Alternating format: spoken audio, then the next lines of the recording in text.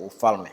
Daudi alipokuwa kijana alipewa kazi ya kuchunga kondoo na baba yake mzee Yese, na kule machungani hakurizika Daudi kuchunga kondoo tu, isipokuwa katika wakati wake wa mapumziko, wakati ambapo kondoo walikuwa wametulia, hawaendi huku na kule kula mazao ya watu, Daudi alitumia nafasi ile kujifunza kinubi. Alijifunza kinubi na akahakikisha anakuwa study.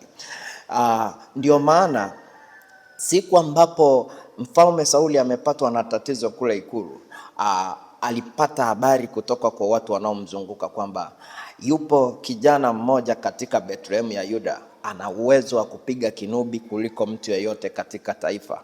Ndio maana sasa Mfalme Sauli akawatuma wafanyakazi wake kwenda moja kwa moja mpaka katika nyumba ya Yese. Wakasema, mfalme anamhitaji kijana wako Daudi akamsaidie kupiga kinubi kule ikulu katika ufalme wa Sauli.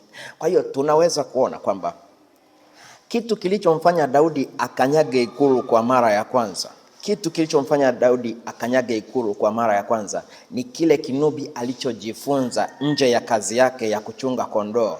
Kwa hiyo sasa tunajifunza nini siku ya leo kwenye ili jambo? Kwamba kumbe ninapokuwa nina majukumu niliyopangiwa ambayo yako regular, ninayoyafanya kwa utaratibu wa kawaida, ninatakiwa kuongeza thamani, kujiongezea thamani kwa njia ya kujifunza utaalamu mpya, kujifunza kitu kingine kipya.